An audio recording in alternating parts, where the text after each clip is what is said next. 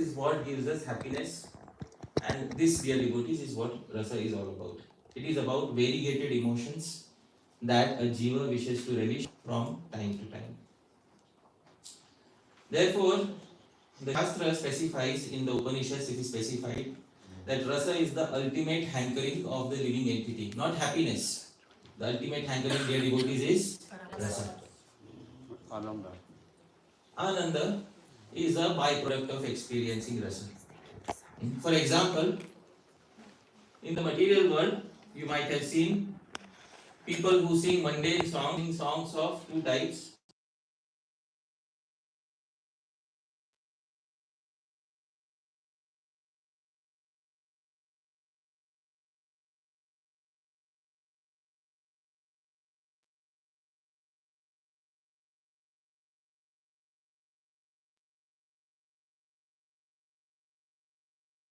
Wish to experience separation, sometimes songs of union, sometimes happiness, sometimes songs of sadness.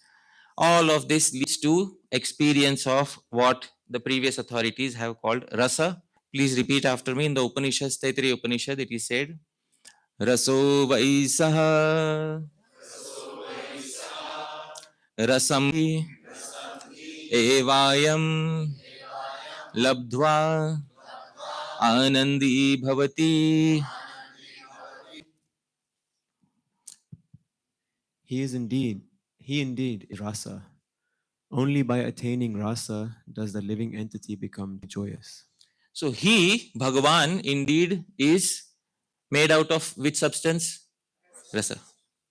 Therefore, in the beginning of the Bhakti-rasa Sindhu, the first term that Sri Rupa Goswami uses to denote Sri Krishna is Akhila Rasa Amrita Murti. He is the personification of all joyous nectarian rasas. Bhagavan's body is composed of one particular substance, and that substance is rasa. In the Shastra, it said that the Jiva also, the Jiva's body is also described, the Atma is also described as rasa in many places in Shastra. So the Atma also is hankering for rasa, and Sri Krishna himself is also rasa. Therefore, only on attaining rasa, Sri Krishna, does the Jiva finally become happy. Usually, rasa can be translated in three ways. Sometimes it is translated as mellow, or flavor, or as juice. You take an unhappy person, you give him juice, and the end result is you have a happy person, dear devotees. So this juice, this mellow, this rasa is that happiness which a person experiences within the heart when they undergo an experience which is out of this world. You can also call rasa as mundane joy. And in the Sanskrit literature, it is said, please repeat after me, rasyate, asvadyate, iti rasaha. So that which is tasted is called as rasa. For example, you take juice and then you drink juice. So what are you tasting? Juice. So that juice itself is called as rasa. But after tasting the experience something, what do you experience? Happiness. And that happiness also is termed as rasa. There are two things termed as rasa, dear devotees. The substance that gives you happiness and the experience of happiness. Both of them are termed as rasa. But in general, the happiness that we experience by experiencing something which is very close to our heart can be called as rasa. I'll give you an example of this. Please hear the example carefully. In my childhood, my father would take me to various dramas, theater, and one of those dramas was the drama of Sri Ramayana. And in that drama, I remember a particular scene in which Bharat, the brother of Bhagavan Ram, he comes to know that Sri Ram has been banished to the forest for how many years? 14 years. And all of this has happened behind his back. And after Ram has been banished, King Dashrath was dead.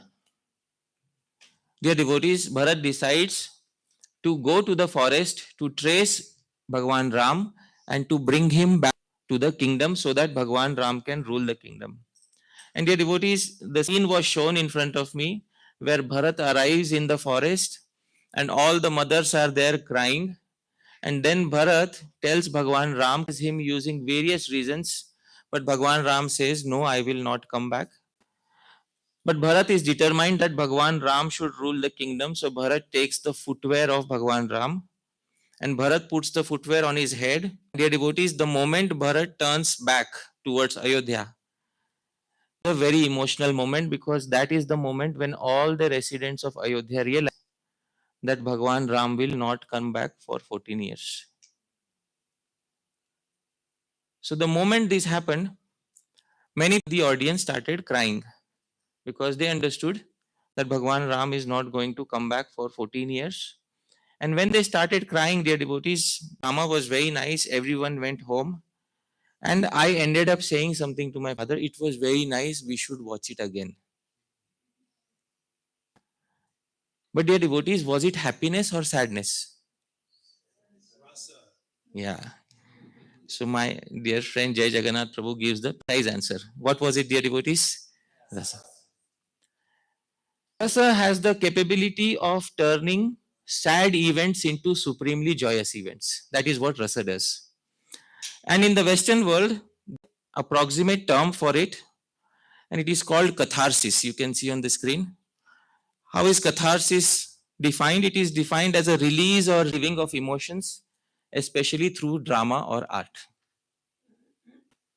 So, a rough equivalent of rasa can be catharsis that is present in the English language. So, when a person looks at drama or when a person hears poetry, they are able to associate with a particular character in the drama or in the poetry. And because of becoming one in heart with that character, the emotions that the character is experiencing are also experienced by this like-minded, like-hearted person. And the technical term for that, it is called sadharanikaran, generalization of emotions passed from the actor to the audience. And this gives a cathartic experience which is also supramundane. Dear devotees, even rasa in the material world, in material dramas, is not material. Authors who have defined rasa have said that rasa, even in the material, is actually not a product of the material world. In the Sahitya Darpan, Acharya Shri Vishwanath Kaviraj, he is different from Chakravarti Thakur. Shri Vishwanath Kaviraj says, please repeat after me. Vedyantar sparsha shunyo Brahmanand sahodara. When you experience rasa, you become one with that character completely. Vedya antara sparsha shunyo, all other feelings become shunya for you. Do not experience anything at that point of time. And usually this happens when one is watching a live performance, a drama, or one is here sidelined, and you get to experience that feeling of rasa, divine supramundane happiness, and Brahmana Sahodara. It is the sibling of the joy of merging in the impersonal Brahman. Dear devotees, this is rasa in the material world. We have not yet gone to Bhakti-rasa. So even rasa material world gives you an experience which allows you to transcend the material world for the time being. Of course, after some time you come back in the material world and then you continue to live your life as. But even material rasa is not technically material. The previous authorities have said that it is a supramundane experience. Dear devotees, poets have further elaborated upon it. Please repeat after me. Chaturvarga phalaswadam apyatikramya tadvidam kavyamritarasenantash Chamatkaro vidhiyate. Chatur Varga. Dear devotees, there are 4 goals of human form of life. Can anyone tell me what are the 4 goals of human form of life? Dharma, Artha, Kama, and finally it is Moksha. Chatur Varga Phala Aswadam Api Atikramya. Rasa surpasses even the joy of all the 4 goals of life. Dharma, Artha, Kama, and it can also surpass Moksha. And it generates Antas Chamatkara. It generates a feeling of wonder within the heart. You know when you are experiencing rasa, when the heart says, wow. I hope you are able to understand. One characteristic of experiencing any rasa is the heart should have one feeling. What is that feeling, dear devotees? Wow. So that is called Chamatkar. And Sri Kavi Karnapur says in Alankar Kaustubh, Yam Vinana Raso Rasa. The rasa is not rasa if Chamatkar, wow, is not present within it. Therefore, you will know that you are experiencing rasa when you have 3 experiences. First, you feel completely disconnected from your immediate reality. Second, you feel absolutely invested in the subject matter described. And third, there is a feeling in your heart. Which feeling, dear devotees? Wow. Very simple. Therefore, dear devotees, this experience of rasa is the highest experience that a living entity can have in the material world. And how many of us would like to have an experience of rasa? Please raise your hands. Dear devotees, after narrating all the subject matters of the world in 10 Puranas, the author Sri Vyasadeva was not satisfied at all. And one of the Puranas is Agni Puran. And in the Agni Puran, all the material rasas were described. There is a description of all the material rasas in the Agni Puran. Sri Vyasadeva described it, but even after that, Sri Vyasadeva was dissatisfied because Sri Vyasadeva had not described one particular rasa. And which rasa is that, dear devotees? Bhakti-rasa. And therefore, Shrimad Bhagavatam specifically that this particular rasa in the very 3rd verse of the Bhagavatam, Sri Vyasadeva makes it absolutely clear to us in the following verse. Of the verse is Dhruta Vilambitam. Kindly sing after me. Nigama kalpatarur galitam phalam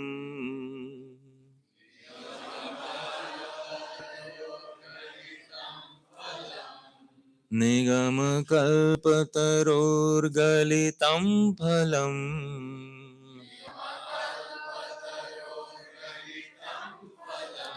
Shukamukadamrita samyutam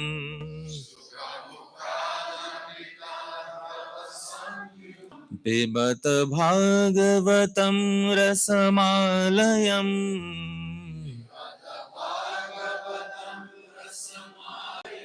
Muhuraho rasika bhuvi bhavuka.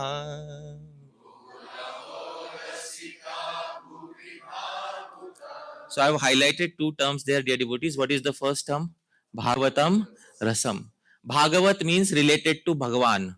So which that ras which is related to Bhagavan, and that ras is no other ras but bhakti ras. And Muhuraho Rasika. And the ideal candidate for relishing the Shrimad Bhagavatam is a Rasik. Rasik means someone who is a connoisseur and expert in the art of relishing Bhakti Ras. Dear devotees, you can have, how many of you have seen a fruit? Please raise your hands. And how many of you have extracted the fruit, jackfruit? See, very few are there have taken the trouble to extract the fruit, ripened fruit of a jackfruit. It's not so easy because there is that thick skin. Then you tear it apart and it's all sticky inside. Then you use your hands, and you sometimes you have to use coconut oil, and you use your hands to carefully extract the flesh of the jackfruit. And then you also put the seeds out, and then finally what you have is that ripened jackfruit. And that ripened jackfruit actually gives you one thing in your heart. What does it give you? Rasa. Now you understood, dear devotees. But it's easy. There is a culture of extracting rasa. And the first time a person comes in contact with a jackfruit is not going to be easy for them, because they don't have the culture, samskar of extracting rasa from a jackfruit. And therefore, some amount of practice needed and some amount of guidance is needed from previous experts. Then one can easily extract the soft flesh fruit and experience rasa. Because rasa has two meanings. One is bhojan rasa, food rasa, and one is bhakti rasa, rasa of the heart. Both are denoted using the term rasa. This is the translation. Prabhu. O expert and thoughtful men, relish Shrimad Bhagavatam, the mature fruit of the desire tree of Vedic literatures. It emanated from the lips of Sri Sukadev Goswami. Therefore, this fruit has become even more tasteful, although its nectarian juice was already relishable for all, including liberated souls. So you can see nectarian juice there in the second last line. So what is the Sanskrit equivalent of nectarian juice? Rasa. All right. So this is what the Shrimad Bhagavatam is all about. And therefore, devotee Sri Rupa Goswami took this most fundamental point from the Shrimad Bhagavatam and dedicated his magnum opus. What is the magnum opus of Srila Rupa Goswami? Bhakti Rasamrita Sindhu, to this particular topic of rasa. In the of the Bhakti Rasamrit Sindhu, Sri Rupa Goswami very clearly says that this book is not merely a presentation of bhakti, it is a presentation of bhakti rasa. And this is the verse in the meter Arya that he composes. Arya is a very auspicious meter, slightly difficult to sing. I'll sing it, please repeat after me. Bhakti rasasya prastutir. Bhakti rasasya prastutir. Akhila jagan mangala prasangasya. Akhila jagan mangala prasangasya. Agyenapi mayasya. Agyenapi mayasya. Kriyate suhridam pramodaya. Kriyate suhridam pramodaya. Prastuti. Prastuti means this is a presentation. Presentation of what? Bhakti rasasya. This is a presentation of bhakti rasa. Very clear. And Akhila Jagangala Prasangasya. It has all auspicious narrations of Shri Krishna, who is Jagan Mangala Prasanga, who is all auspicious for the entire world. Agyenapi, although I am Agya. Dear devotees, does anybody know what is the meaning of Agya? Ignorant. Sri Rupa Goswami calls himself ignorant in the beginning of the Bhakti Rasamrit Sindhu. Sri Goswami says Saraswati Devi cannot tolerate this. Therefore, other meaning has to be derived of Agya.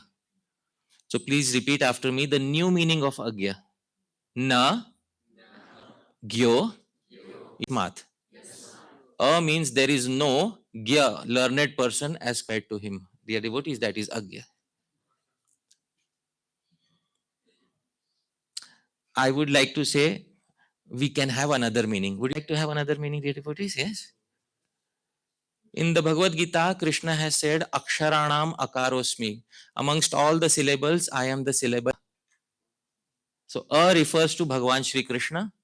So, please repeat, Krishnam, Janati. Who knows one who knows Krishna is Agya, dear devotees.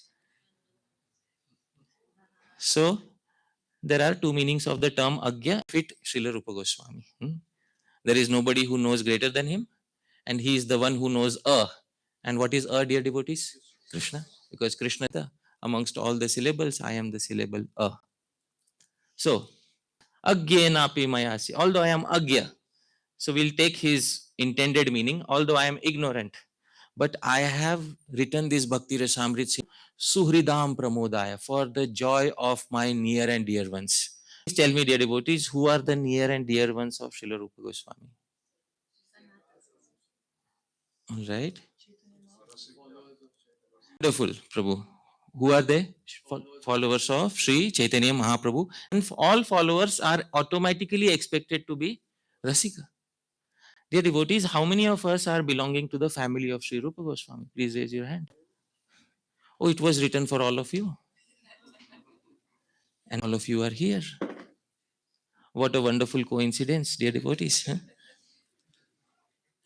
The intended book, the wonderful author, the wonderful audience come together at one place. This is the translation. Prabhu, kindly read the translation. This presentation of Bhakti-rasa, replete with all auspicious of Sri Krishna, has been created by an ignorant person such as myself for the joy of those who are dear to my heart. Dear devotees, we cannot imagine the struggles that Sri Rupa Goswami has undergone to the to come to this point where he is composing Bhakti Rasamrit Sindhu. He has hid all his struggles behind him. Just in a single verse, he expresses a little bit of his struggles. Would you like to hear about his struggles in the Bhakti Rasamrit Sindhu? Dear devotees, because unless we understand the struggles that went behind Bhakti Rasamrit Sindhu, it will be very difficult for us to appreciate what Sri Rupa Goswami given to us. Therefore, Sri Rupa Goswami has said that it is not been an easy journey for me. In the introduction, Sri Rupa Goswami says in the same meter, Arya, मीमांसक बड़वाग्ने कठिनामपि कुण्ठयन् असौ जिह्वाम् कठिनामपि कुण्ठयन् असौ जिह्वाम् स्फुरतु सनातन चिरम् स्फुरतु सनातन सुचिरम् तव भक्तिरसामृताम्भोधे तव भक्तिरसामृताम्भोधे. Dear devotees, the Bhakti Rasamrit Sindhu is giving you the imagery of an ocean. In your minds, dear devotees, please think of an ocean.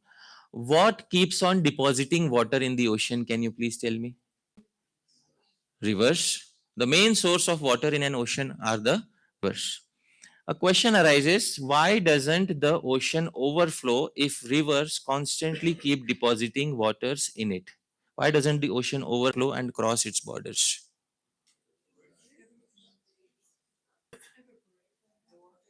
The water evaporates, but the speed of evaporation cannot be compared at all, especially in the rainy seasons, especially when there is no sun. How can you compare so much water that comes in the ocean and there is no way out for the water? Where does the water? Of course, it evaporates, but not by the sun. Sri Rupa Goswami says, and it is well known that in the ocean there is a fire that has been burning since the beginning of time. It is called, please repeat, Badavagni. Vagni is a fire which is burning at the very depth of the ocean according to Shastra. This is the fire which constantly keeps water evaporating and keeps the fire in check, and the fire keeps the water in check. I hope you are able to understand. In this way, the oceans never cross their intended border. Sri Rupa Goswami says, Mimam Saka Badavagne. I know there are many Mimam Sakas, critics of Bhakti Rasa. I know, and their tongues are like the tongues of this fire. Can you see the tongues of the fire? Hmm? And they want to dry up this Bhakti Rasamrit Sindhu. But just as the ordinary ocean keeps fire in check, may my Bhakti Rasamrit Sindhu keep the sharp tongues of these critics in check forever. This is what Sri Rupa Goswami just indirectly indicates, doesn't give the entire picture behind one. So we will read the translation, Prabhu. O Sanatana, may your Bhakti Rasamrita Sindhu reign victorious for a long time, while suppressing the flamed tongues of those critics who are opposed to it. Can there be a critic of a literature like Bhakti Samrit Sindhu, which does not criticize anyone? Sri Rupa Goswami's Anya Nindadi Shunya Rhythm. He has no desire to critique anyone. Can there be people who will critique Bhakti Sindhu, such a wonderful literature? Can we imagine that there will be such people? It's difficult to imagine, but dear devotees, there are, and Sri Rupa Goswami calls them through one name, Mimamsaka. There are people who are very learned in Shastra but agree to the principle of Bhakti-rasa. Dear devotees, let us go back and understand the complete difficulty of Sri Rupa Goswami by going back into history 2500 years ago, when the concept of rasa was fully bought on planet Earth by one particular personality. His name is Bharat Muni. Sri Rupa Goswami is a devout follower of Bharat Muni, and Sri Rupa Goswami never fails to give credit to the original personality who bought the concept of rasa on this planet 2500 years ago. It was Bharat Muni who composed his Natya Shastram, and in Natya Shastram, Bharat Muni gave the concept of rasa, but those rasas were not in relation to bhakti. Those rasas were in relationship to which world? Material world, especially when you watch a drama. Sri Bharat Muni's purpose was Natya. And what is the meaning of Natya, dear devotees? Theater. So, this Natya Shastram, he defines all the rasas that can be experienced in Natya. Please repeat after me. Shringara Hasya Karuna Raudra Veera Bhayanaka Bibhatsadbhuta Sangyau Chet Yashtau Natye Rasa Smrita. Natya, in a drama, there can be 8 rasas. Please repeat the names after me. Shringara. Shringar is Rasarat, the king of all rasas. What does Shringar, dear devotees? Romance. That is what drives the world, dear devotees, the king of all the rasas in drama. Dramas will fail if this rasa is not present in them. So, Shringara. Second, please repeat, Hasya. And Hasya refers to humor. Where Shringar is present, its near and dear friend Hasya is always there. So, Hasya is the close companion of Shringar. Please repeat after me. Karuna, which is piteous. Piteous means you feel this pain in the heart. For example, Maharaj Dashrath passed away. So, even dies, a negative event happens, you feel Karuna ras. The Ramayana is full of this particular rasa.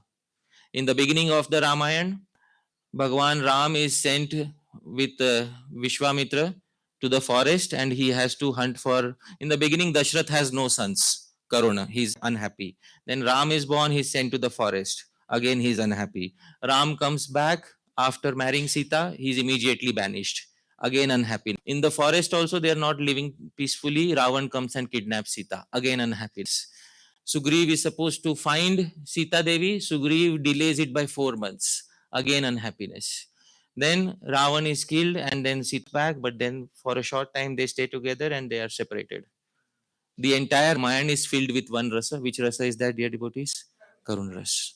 In the Western world, it is said that most of the dramas carry the central element of melancholy. And melancholy can be referred to this particular Karun Ras. But when you experience Karun Ras through the via medium of a drama, do you feel sad or do you feel happy? See, it's a very difficult question to answer. The final experience, how do you say? It was good or it was bad? It was good. So finally, even through the via medium of rasa, even unhappiness turns into happiness. And the acharyas of Natya, the acharyas of drama, give an example. They say usually when a person hits you, usually when a person slaps you in the face, what do you feel? Happiness or unhappiness? Unhappiness. When it is a beloved person who slaps you in the face, what do you feel? So, dear devotees, the acharyas gave this wonderful example because this example proves the point that when experienced through the via medium of a drama, what you feel, even the most unhappy events turn into happiness. This is Karuna. Please repeat fourth. Raudra. Raudra refers to anger. Fifth is Veera. Veera is chivalry. You hear of the great kings who sacrificed their lives for the nation, etc. You must center around that. So the emotion that the audience is supposed to experience is Veera. Next is Bhayanaka. Horror. Some rasikas of Bhayanaka. Some people love this particular rasa, Bhayanak rasa. They love to be shocked by, certain unpredictable events. Seventh, Bibhatsa. This is disgust. It is mainly in relation to the material world, how it is a filthy place full of putrid substances. Eighth is, please repeat, Adbhuta. And the central element of all of it. What is the meaning of Adbhuta? Wonder, dear devotees. These are the 8 rasas which are experienced only in one place, in drama. And in which world are they experienced? In the material world. Commenting upon this, dear devotees, Bharat Muni did not speak at all Bhakti-rasa. Did not speak at all. Because his aim was not to explain Bhakti, his aim was to explain Natya. And what is Natya, dear devotees? Drama. So his aim was to explain drama. So his book not meant for Bhakti. The commentator on Bharat Muni's Natya Shastra is the 10th century famous commentator from Kashmir. His name is Abhinav Gupta. Abhinav Gupta slightly disagreed with Bharat Muni because Bharat Muni said how many rasas? 8. Abhinav Gupta says no. Please repeat. Techa Nava Shanta Palapina Tu Ashtaviti Tatra Pathanti. Number of rasas is not 8. Number of rasas is 9. We have to add another rasa which does not belong to a drama. And this rasa is experienced when you finally get liberated and merge with the impersonal. And what rasa is that, dear devotees? Shanta.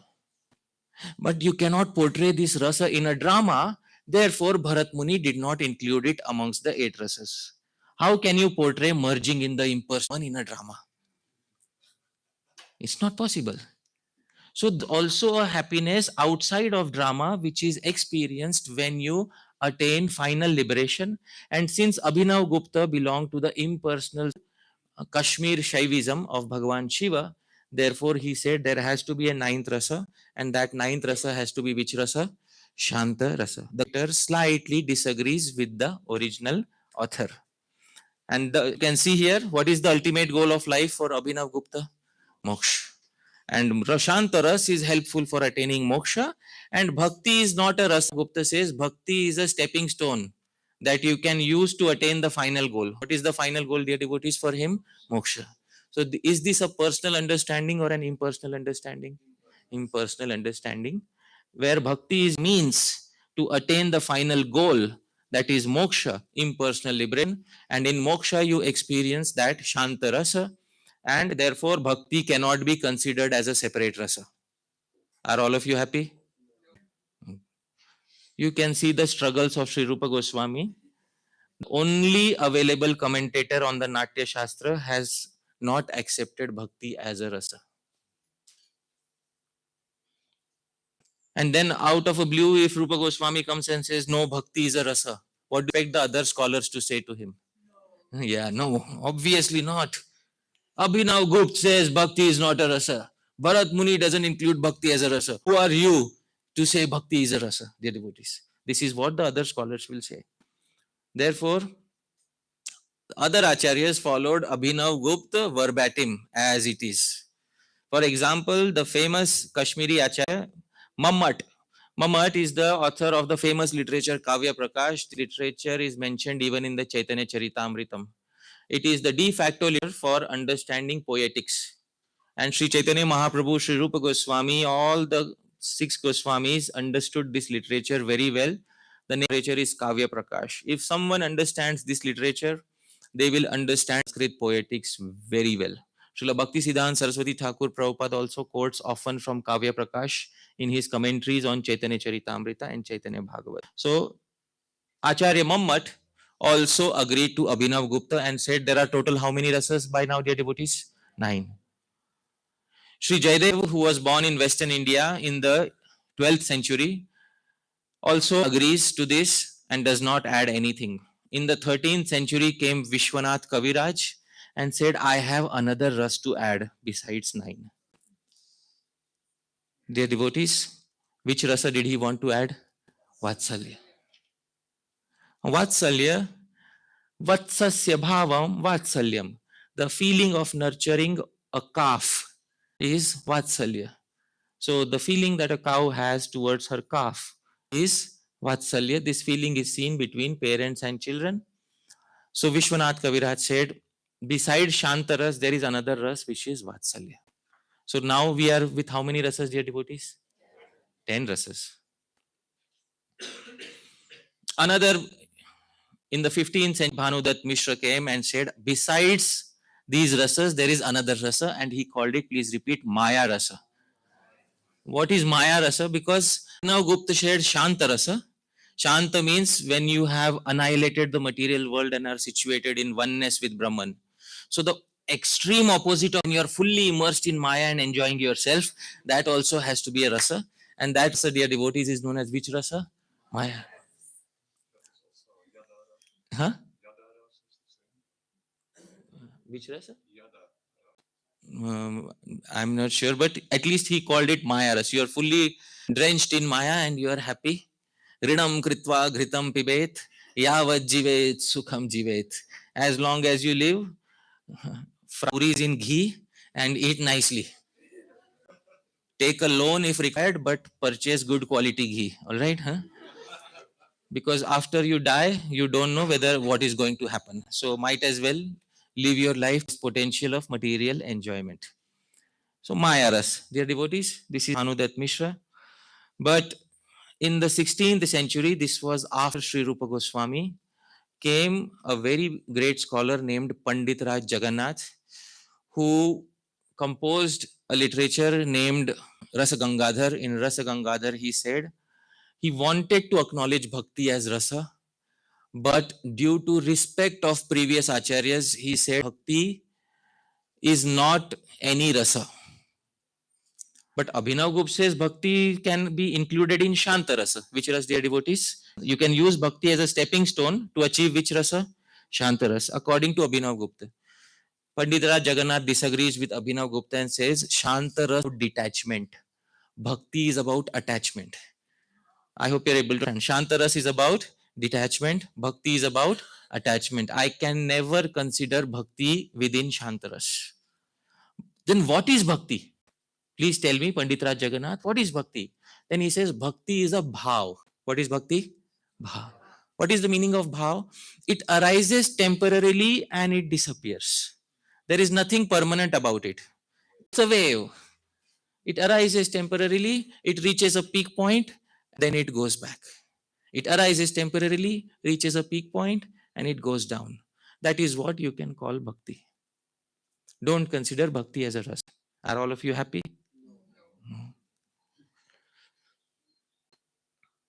Therefore, dear devotees, so many acharyas are against bhakti as a ras. We will need a good amount of acharyas who are in of bhakti as a ras. So please say loud Hari Bol to the acharyas who are going to support bhakti ras, dear devotees. The first acharya I have already given. Who is the first acharya who gave bhakti as a ras? Sri Vyasadev in the third verse of the Shrimad Bhagavatam. All right. We already have Sri Vyasadev who said, Pibata Bhagavatam Rasam Alayam. So Sri Vyasadev's support is already there, so don't worry about this. But other acharyas who will clearly denote bhakti as a rasa, the first known acharya in history to write a big thesis upon Bhagavatam in the 9th century in the western part of India appears Sri Vopadev. Not 9th, 13th century in India appears Sri Vopadev. And Sri Vopadev reorganizes the Shrimad Bhagavatam topic wise. What nowadays in the 6 Sandarbhas was originally done in the 13th century by a Vaishnav from Maharashtra. His name was Sri Vopadev. He composes his Mukta Phalam, his commentary on the Shrimad Bhagavatam, arranges the verses of the Shrimad Bhagavatam as we see in the Sandarbhas today. And he is the first personality to give the following conclusion to. Please repeat after me. Bhakti-rasa-syaiva hasya shringara raudra bhayanaka bibhatsa shantadbhuta veera rupena anubhavat. It says bhakti ras that is experienced by the devotees in the form of 9 rasas, hasya, shringara, etc.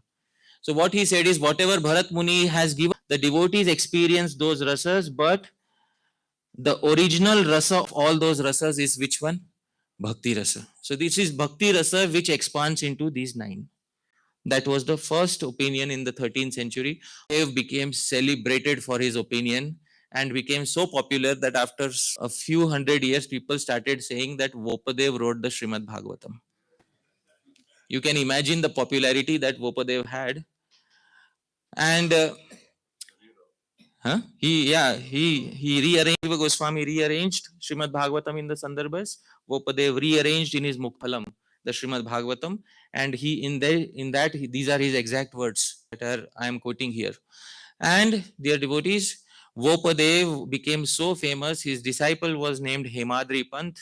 His disciple is fully remembered by Sri Jiva Goswami in the Sandarbhas as the most respectable Hemadri Pant, because his disciple was responsible for creation of the Devanagari script.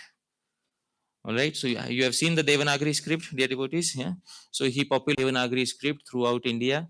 It was a disciple of a Vaishnav, and the name of Vaishnav was Sri Vopadev. Prabhu, kindly read the translation of his paragraph. Bhakti rasa is experienced by the devotees in the form of 9 rasas: hasya, humor, shringar, romance, etc. Dear devotees, then came the very famous commentator in the 13th century, Srila Sridhar Swami. There is a good reason why Sri Chaitanya Mahaprabhu loves him, because amongst all the commentators of Shrimad Bhagavatam, he is the first one. He very clearly denoted bhakti as a ras.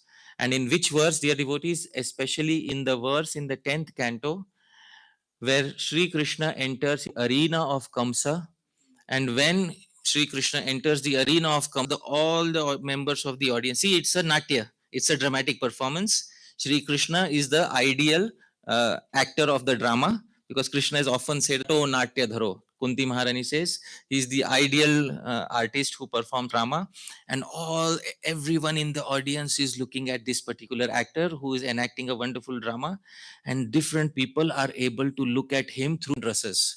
This is impossible for an actor, because usually people look at an actor with one rasa in their mind. For example, in the of Bharat that I gave, who's returning back to his kingdom, what do you feel when you see such a Bharat returning back to his kingdom with tears in his eyes? Which rasa do you feel? Karuna ras, piteousness. But Sri in that arena of Kamsa was such that all rasas were demonstrated simultaneously by Sri Krishna. Srila Sridhar Swami in his commentary composes the following verse. Please repeat after me. Rautascha Shrangaro Hasyam Virodaya Tatha Bhayanakascha Bibhatsa Shantah Saprema Bhaktikah. Raudro, the other wrestlers, they felt the anger of Sri Krishna. He's in sequence, he's giving. That verse, the sequence which the verse mentions is also mentioned here. So the wrestlers experienced Raudra. The wrestlers who saw Sri Krishna experienced one rasa, and that was anger. Then the common people experience the second rasa. Which rasa is that, dear devotees? Wonder. And how does wonder sound? Wow. All right. So this was experienced by people in general. And the ladies in the audience experienced the third rasa. Which rasa is that, dear devotees? Shringar. And Shringar is romance, dear devotees. And then the cowherd friends of Sri Krishna against the fourth rasa. And which was the fourth rasa? Hasya. And then the other gopas experienced which rasa? Veer. Chivalry, the other kings present experienced Veer Rasa, and the parents experienced the next rasa, Daya, which is Karun Rasa, which is that piteousness. The parents felt immense unhappiness. And Kamsa experienced the rasa. Which rasa is that, dear devotees? Horror. Yeah. And the impersonalist yogis saw him all pervading like Arjun saw, So they experienced which rasa, dear devotees? Bibhatsa. And Shanta is those who were perfect in them, those who could understand that he's the supreme personality of Godhead. They experienced Shanta rasa. And then there were some devotees present there, Akrura, etc. Experienced which rasa, dear devotees? Prema, Bhakti. So one person was able to give all these rasas. This is a direct admission. The last term he uses is Saprema Bhaktika. He adds a rasa at the end. Shri Swami, which rasa does he add? Prema Bhakti Rasa. He adds as that, dear devotees. So this is what was experienced by audience, and Srila Sridhar Swami brought it out. So how many acharyas do we have in support of Bhakti? Please tell me. Who's the first one? Sri Vyasadev. Who's the second one? Sri Vopadev. Who's the third one? Sridhar Swami. Dear devotees. Then came the Gaudiya Vaishnava Acharyas, Sri Kavi Karnapur in the 16th century. Although he was slightly later than Sri Rupa Goswami, mentioning all the Acharyas besides Sri Rupa Goswami. In the 16th century, he appeared slightly after Sri Rupa Goswami. He accepted the 9 rasas of the previous poets in his Kaustubh, but he added 3 new rasas to them. Please repeat after me the names of 3 rasas: Bhakti-rasa, Vatsalya-rasa, Prema-rasa. His categorization is different from Sri Rupa Goswami because the Bhakti Rasamrit Sindhu was not composed at that time. So his categorization is slightly different. What is Bhakti Rasa? That general feeling of bhakti that you have. Oh, I go to Vrindavan. Oh, I will pay my obeisances to Yamuna. Oh, I will see Sri Madan Mohan. Dear devotees, this feeling that you have, that general feeling of meeting Bhagavan, that is denoted by which rasa, dear devotees? Bhakti Rasa. And then there is Vatsalya Rasa, the feeling that Mother Yashoda had for Sri Krishna. And then there is Prema Rasa, which we nowadays call as Madhurya Rasa. So these are the 3 rasas that Sri Kavi Karnapur denoted in his Alankar Kaustubh. And Kavi Karnapur said rasa can be of 2 types: Prakrita in the material world and Aprakrita. The last 3 one are completely Aprakrita. This Bhakti Ras, Prema Ras are Aprakrita. They are belonging to the spiritual world, dear devotees. And then Sri Lokanath Goswami, dear devotees, he rejects the idea, doesn't consider material rasa as rasa at all. You can see how even within the Gaudiya Vaishnavas, we are not all on the same page. It's good to have a healthy disagreement. Sri Lokanath Goswami says, Prakrite rasa eva nasti. There is no rasa in material dealings. Those who see rasa in material dealings are totally bewildered. There is no possibility of experiencing true rasa in men or women whose bodies are extremely fragile and are going to end up being eaten by insects, burned by fire, etc. So then Lokanath Goswami is asked, then why did Sri Kavi Karnapur? Because he is commenting on Sri Kavi Karnapur's literature and he is writing against what Sri Kavi Karnapur has written. So why did Sri Kavi Karnapur accept the material rasas? So Sri Lokanath Goswami says, because he has respect for the previous poets, therefore he has accepted. Otherwise, even Kavi Karnapur knows that these are not actually rasas. Actually, there is only one rasa, that is which rasa? Bhakti ras. That's it. Because there is eternality to that rasa, and this Bhakti rasa does not undergo the 6 transformations of the material world. What are the 6 transformations, dear devotees? Birth, existence, growth, transformation, dwindling, death. In Sanskrit, jayate, asti, vardhate, viparinamate, apakshiyate, nashyati. Material rasa undergoes these 6 transformations. Bhakti rasa doesn't undergo these 6 transformations. This caught the attention also of the Adi Shankaracharya school. And they didn't want to be behind in this topic, dear devotees. So there came a personality who's very respected, Sri Madhusudan Saraswati in the 16th century, accepted bhakti as the highest rasa because by that time he had gotten access to the literature of Srila Rupa Goswami. So accepting all the rasas that Sri Rupa Goswami had accepted, but not mentioning Sri Rupa Goswami's name. Have been nice if he would have mentioned Sri Rupa Goswami's name, but he did not mention Sri Rupa Goswami's name. But he says that bhakti is the highest of all rasas. In fact, all other rasas are completely insignificant in front of bhakti. This is the verse he composes in Bhakti-rasa. Paripurna rasakshudra रसे भगवद्रतिः खद्योते इवादित्य प्रभे बलवत्तरा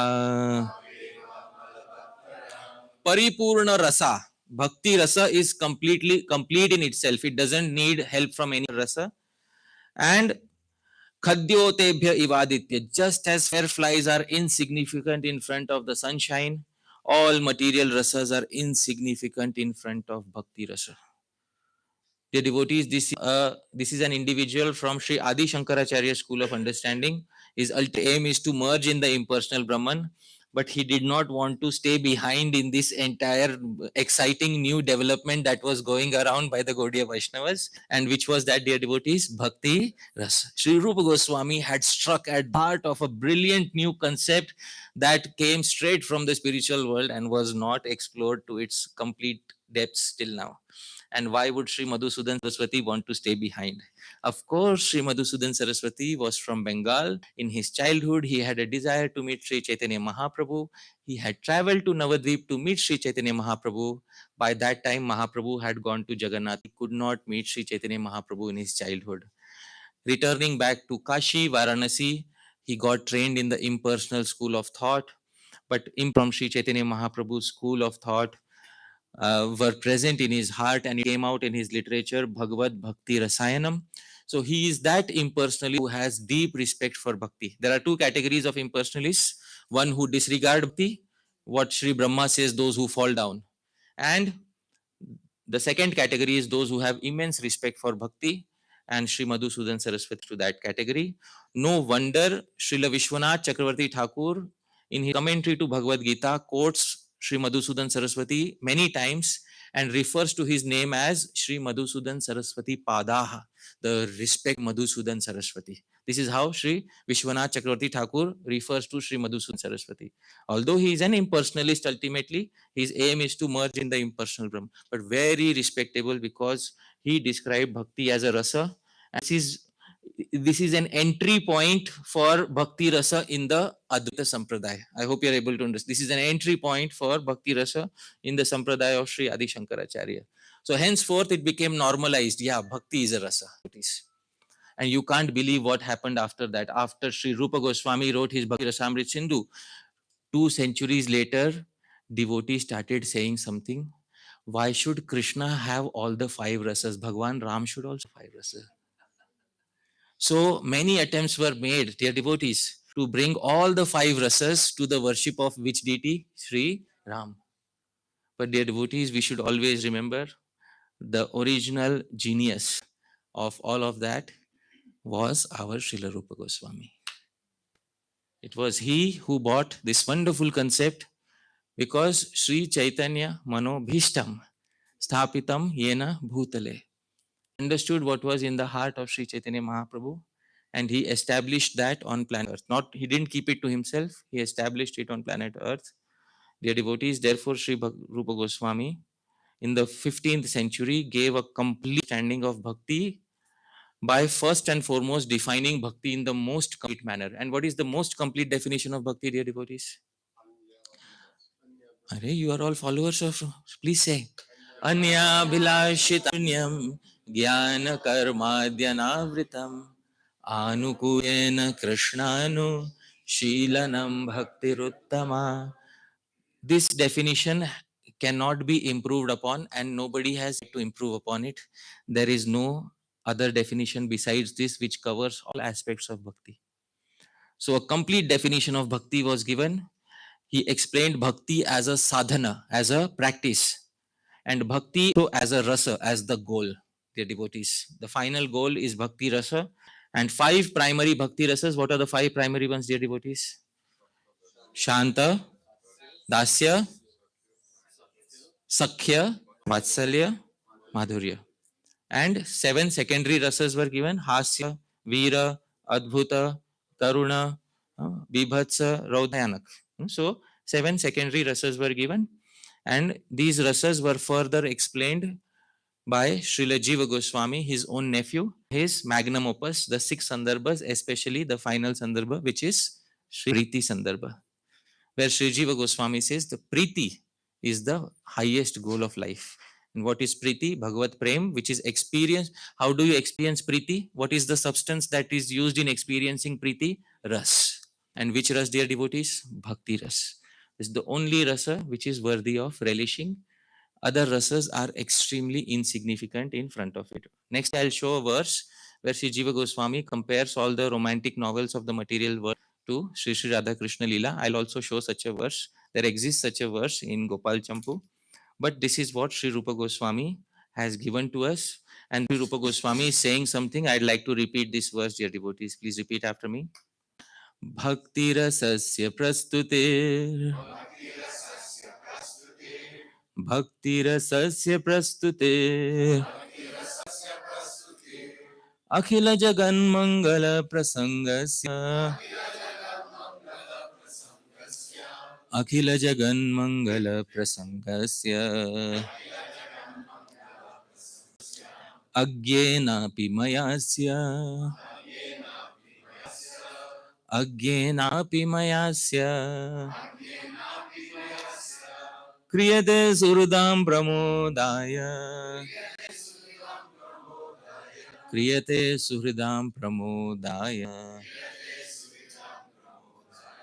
Bhakti rasasya prasutir. This presentation of Bhakti rasa, dear devotees, Sri Rupa Goswami wants to say, you imagine how much struggle has gone behind this. But I am still presenting these most auspicious narrations of Sri Krishna, these descriptions of Bhakti rasa, although I may be agya, ignorant. Dear devotees, what does agya? One who knows Sri Krishna, dear devotees.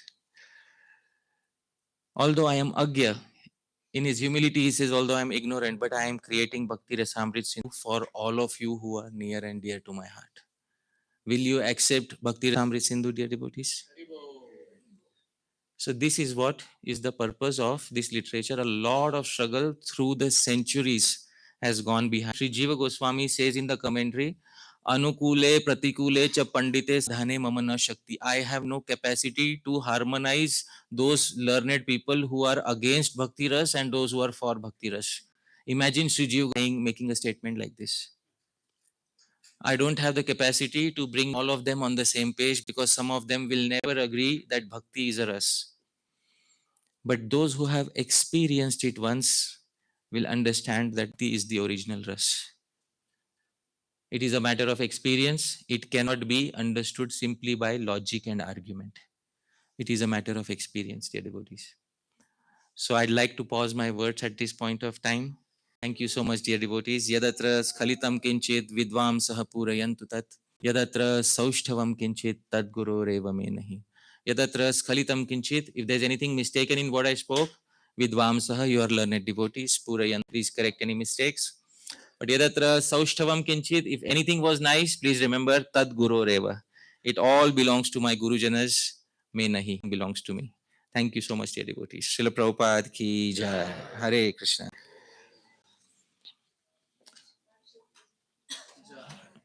Ananta Koti Vaishnava Vrinda ki jai. So Maharaj, we have time for Q&A?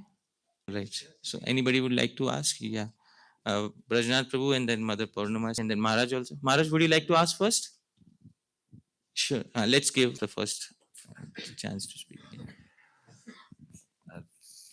Thank you very much in this for taking us on the journeys through understanding throughout the centuries through many scholars the idea of and yes, I think we all can acknowledge it is not happiness, but it is rasa ultimately, which we are craving for, because even happiness turns after some time into the opposite.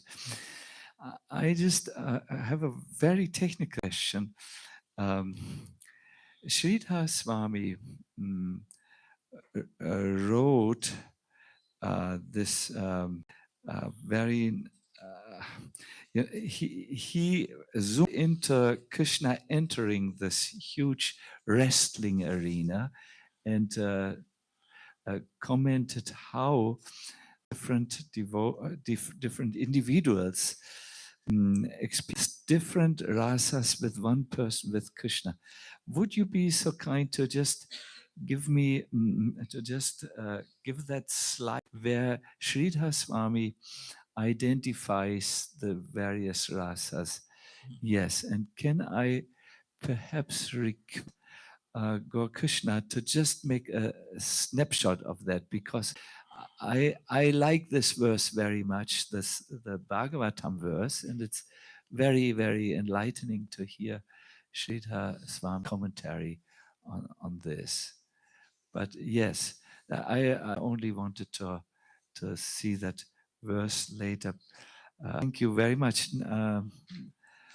I have no question at this moment. Only I want to really say, in our life, we are really going through various experiences, and it is important to know what we are searching for, so that we can open the jackfruit of material life and get to the essence there. Very nice. I'm looking forward to hear. I think there's 3 presentations on this subject. Yes, I have no other comment than we say in Germany. You hit the nail on the head in finding this subject. It's an important. Prajnath Prabhu.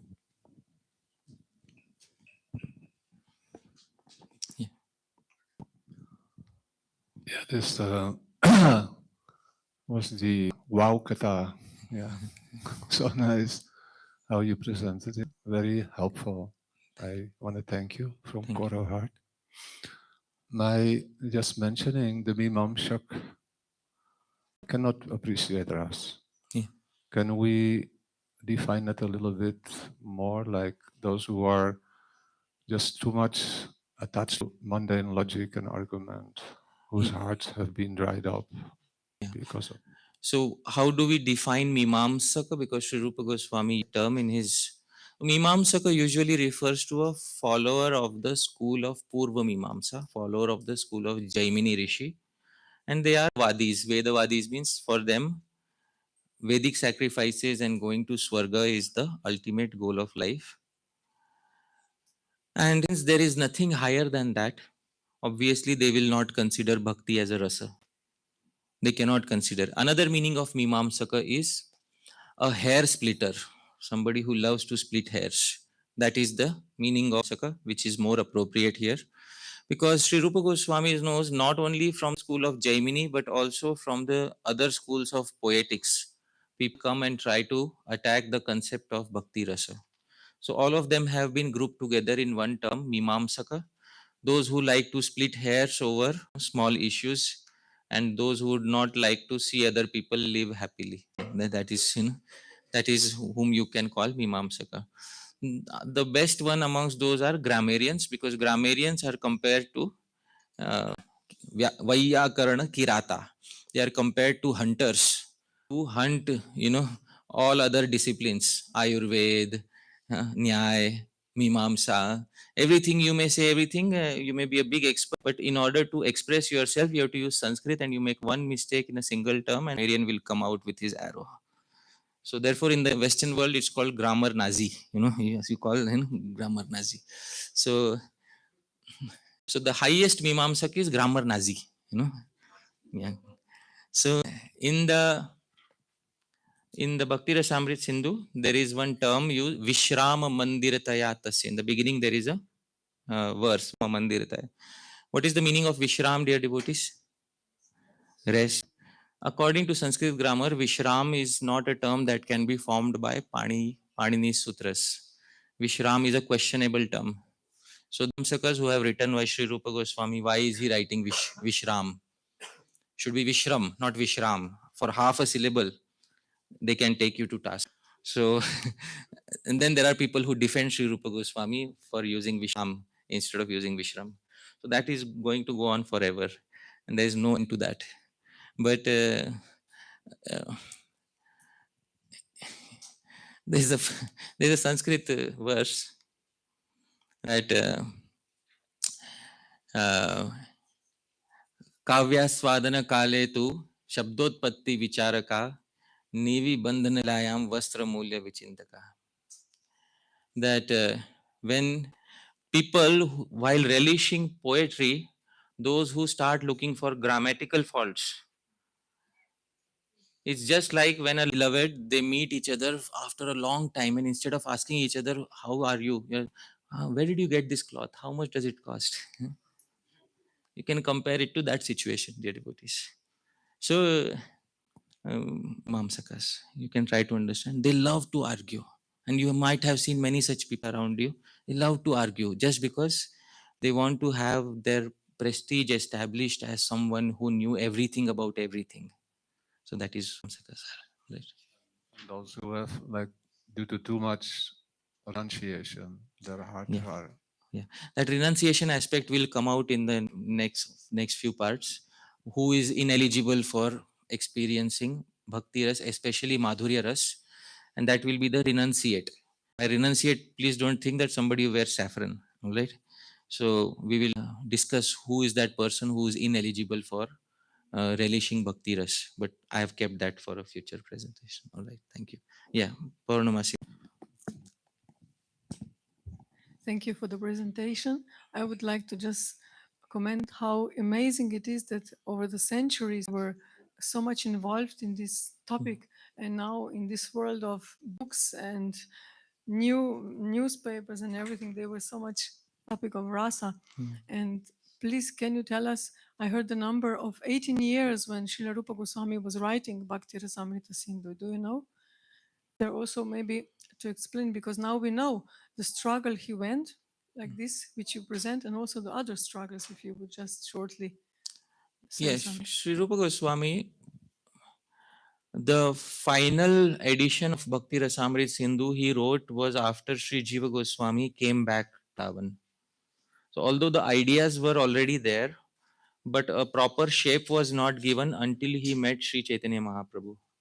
It's only after he renounced his work and went to Prayagraj and met Sri Chaitanya Mahaprabhu that Sri Chaitanya Mahaprabhu told him to put it in a particular organized format. There is a commentary. Previously, Sri Rupa Goswami and Sanatan Goswami used to relish the Shrimad Bhagavatam, and then they would also relish poetry. There is a commentary of Sri Sanatan Goswami on Meghdut of Kalidas. It's a rare commentary of Sri Sanatan Goswami on the Meghdut of Kalidas. So it is very clearly known that they had relished not only Shrimad Bhagavatam but also poetics in general. But Sri Rupa Goswami's heart was always having the idea, the seed of Bhakti Ras, but it was fully developed when he met Sri Chaitanya Mahaprabhu and got all the details from Sri Chaitanya Mahaprabhu, including the definition of Uttama Bhakti. And then in the Bhakti Rasamrit Sindhu, the final edition that was compiled in Sri Vrindavan was when Sri Jiva Goswami had come back. Sri Jiva Goswami used to sit next to him, fan him while he was composing. Sri Jiva Goswami asked all the questions, and Sri Jiva Goswami made his note in front of Sri Rupa Goswami. So that is the final edition. But the ideas were already there previously since his youth. And other challenges were India was under severe Mughal rule. There was a prize on the head of every sadhu. If you could bring the severed head of a sadhu, you'll get 2 gold coins. So there was no hope of becoming a published author and publishing thousands and thousands of copies. And there was no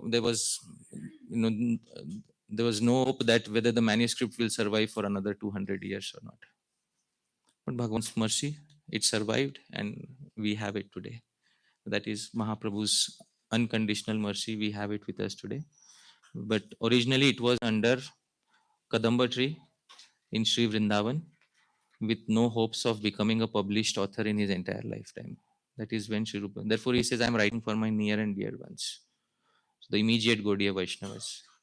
And by extension, we also are Gaudiya Vaishnavas. We are supposed to understand the value of what Sri Rupa Goswami went through. So I hope that answers. Yeah. We'll come to you, Mataji. Vaijayanti Mataji. Yeah. Hare Krishna. Thank you for the presentation. Today you were speaking about the culture of extracting rasa. And yesterday you were also having this verse about that we can get bhava in our heart from someone else. So if you could a little bit explain how to retain the bhava or rasa in our heart for a long time. You don't have to do anything to retain it. Once you're touched by it, the first touch will transform you. Like lion tastes blood for the first time, then you don't have to anything else separately. There is a verse in the Bhagavatam which specifies this, and I will pull out that verse.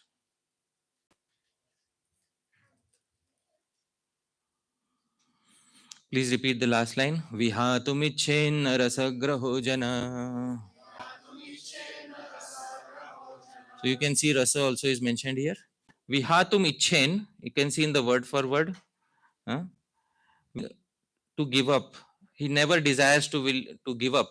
But one who has relished the mellow, a person who has relished even once will never desire to give it up. Srila Prabhupada in the translation says, because a person has once relished the taste of the lotus feet of the Lord.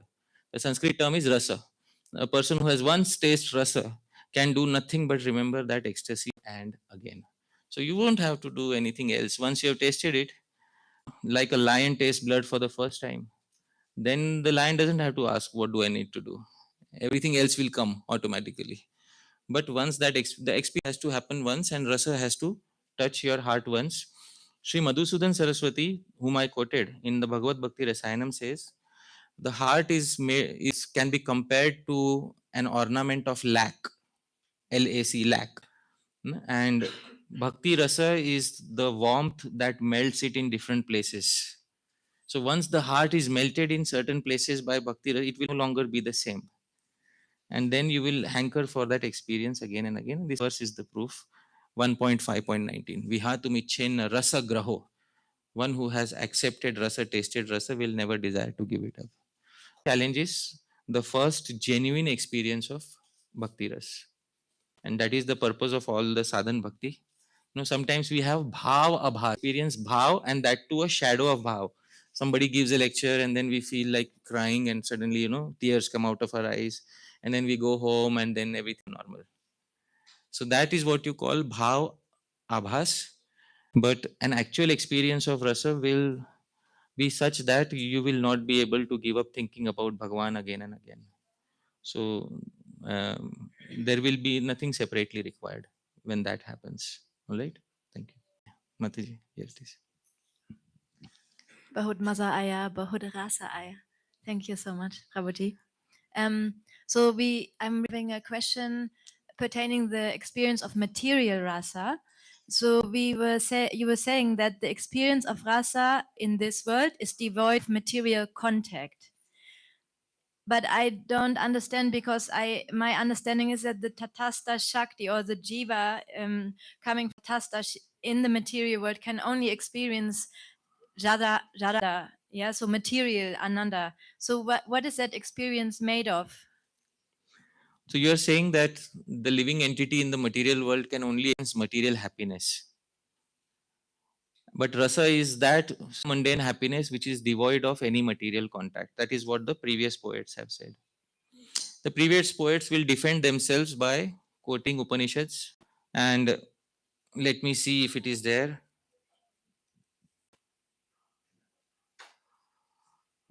Yeah, please. 11:339.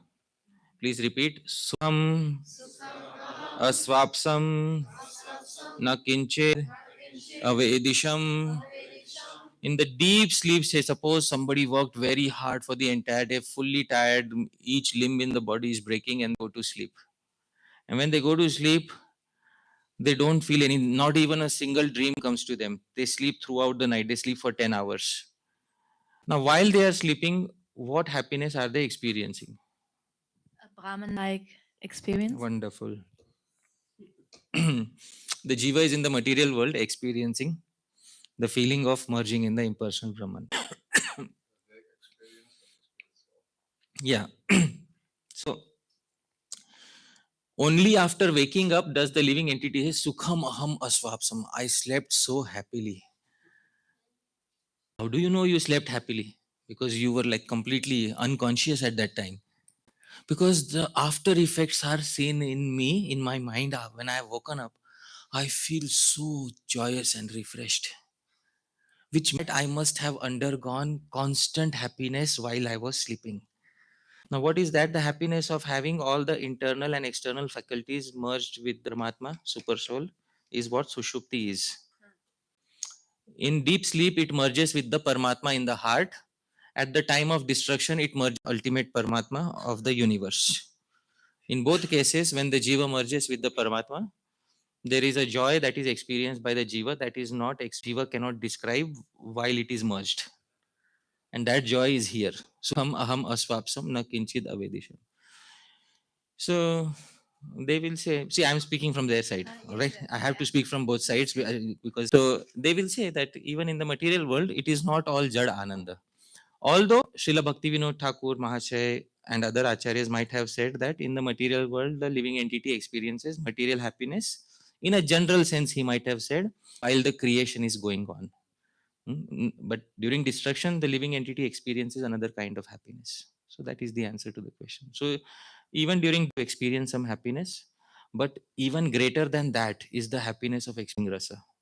It completely switches you off from all the other contact of the material world, and then you feel one with the actor on the stage with whom you are identifying, and then that feeling of catharsis overtakes you and washes your entire existence with bliss, and that is what you call wow. Mhm. The final experience, wow. So that is, so therefore those who have had a good culture of watching drama in their childhood will remember. How many of us drama, not movies, dramas? Please raise your hands. So watching dramas and movies is different, because in a drama the seats which are nearer to the stage cost more, and in a movie the seats which are further away cost more, because a movie is a dead medium. You know that there is nobody acting it out live. So most important thing is to preserve the culture of drama theater, and uh, you can easily experience many rasas there, especially adbhuta wonder you can experience in many times you can experience. So I hope that answers your query. Thank you. Thank you. Yeah, we'll go behind. Prabhu, Gaurari Prabhu, you have to tell me when to stop. I think we have to see that we go through the festival as a marathon, Yeah. like not like a sprint. Yeah. So yeah.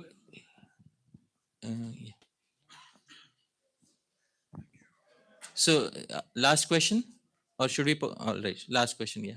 Hare Krishna, thank you for your wonderful lecture. It was very nice. My question is about the everlasting effect of rasa.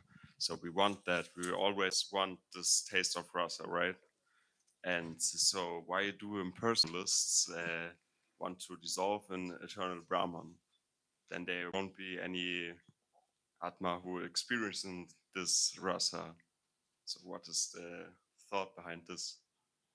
Why do imp want to dissolve everything and merge into the impersonal Brahman? Yeah. What is, because that is Shanta, and they consider Shanta to be the highest rasa amongst all of them. But if there's no Atma who's feeling this rasa, so where is the experience of rasa? As a Vaishnav, you are saying there is no Atma. You look from their point of view, you have already become Brahma. Why do you need to be an Atma? See, always we sometimes you ask questions from the Vaishnava point of view. In my childhood, I was schooled by an impersonalist. My grammar teacher was an impersonalist. So I saw also from their point of view. If you're already Brahma, you're everywhere. No? Why have a limited experience in a limited place, in a limited body, subject to limitations, when you can be everywhere and experience Shantaras in its fullest? See, no answer. So welcome to Karacharya School of Thought. Of course, there's an answer to that, but you know, um, the answer to that is that those who wish to merge into Brahman, become Brahman, they have not made a very intelligent choice. Because the choice they have made is that they wish to be the enjoyer of Shantaras. And it is foolishness to try and become the enjoyer in your ultimate destination. It is big foolishness to try and become an enjoyer in your ultimate destination, because there already is an enjoyer, that is Bhagwan, and ask Bhagwan if he is truly happy. You should ask, are you happy? Yeah, sometimes. Bhagwan is also not fully satisfied with being Bhagwan himself all the time. Eko syam prajayayam. Vedas say, alone I am. Let me become many. Why you're not happy alone? There's no happy alone, dear devotees. So those who select the happiness of becoming Brahma, becoming Bhagwan, it is not a very intelligent choice to make.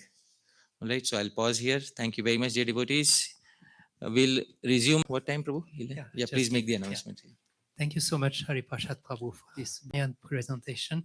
I think for the time being, we were totally disconnected from the world. We were fully absorbed in the topic, and we all experienced the wow effect. Thank you so much. I'm sorry, I have to give some announcements that are totally a different area of life that needs to be done at the moment. In case you came here with small children, we have actually a wonderful program organized for them. We have a forest pedagogue who is here and who can take them and make them discover the forest and adventure. That will be from 11 to 1 during the lecture class and from 6 to 8 into the evening. On the first floor of this building, you have the office where you can all register. And next to it, there is the Maha shop available. So you can get a lot of Mahaprasadam if you like. And for today, the program, we will have another lecture from Hari Parshad Prabhu from 11 to 1, where we will see about the culture of Smaranam. And then after lunch, a good break, and there is an optional program. Some of you still want to hear more and hear more. We have a wonderful lecture from Holland, His Grace Nilambar Prabhu, who will give a lecture on Shrimad Bhagavatam in practice in the bar house. This is the house between here and the guest house.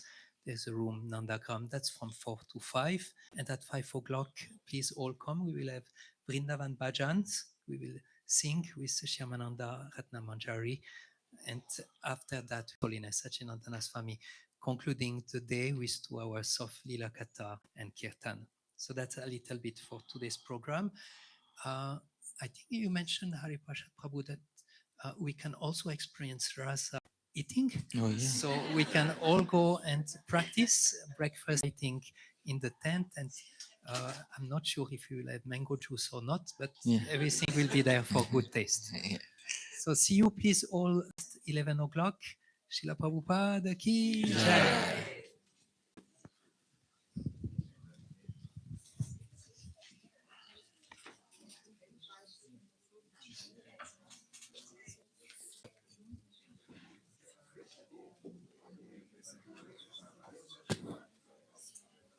I overslept today. I overslept.